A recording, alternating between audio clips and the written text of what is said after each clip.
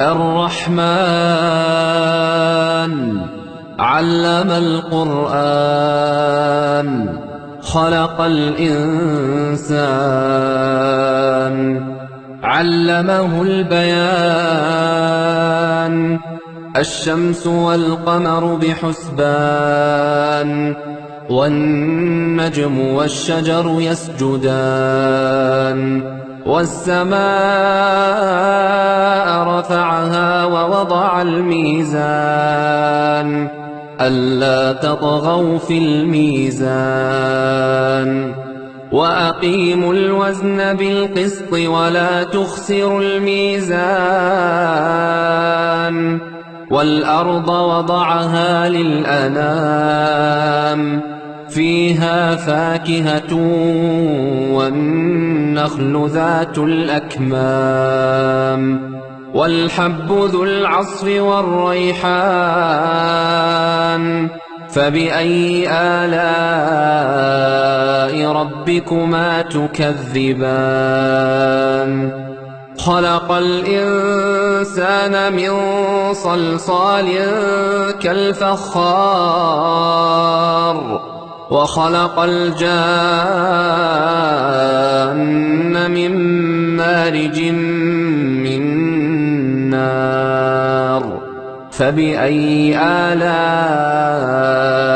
ربكما تكذبان رب المشرقين ورب المغربين فبأي آلاء ربكما تكذبان مرج البحرين يلتقيان بينهما برزخ لا يبغيان فبأي آلاء ربكما تكذبان يخرج منهما اللؤلؤ والمرجان فبأي آلاء ربكما تكذبان وله الجوار المنشآت في البحر كالأعلام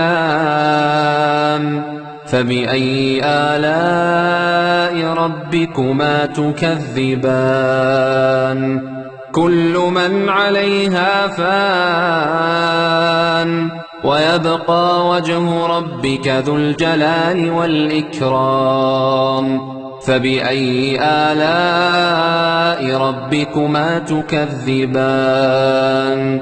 يسأله من في السماوات والأرض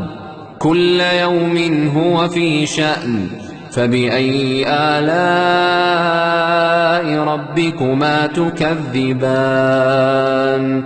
سنفرغ لكم أيها الثقلان فبأي آلاء ربكما تكذبان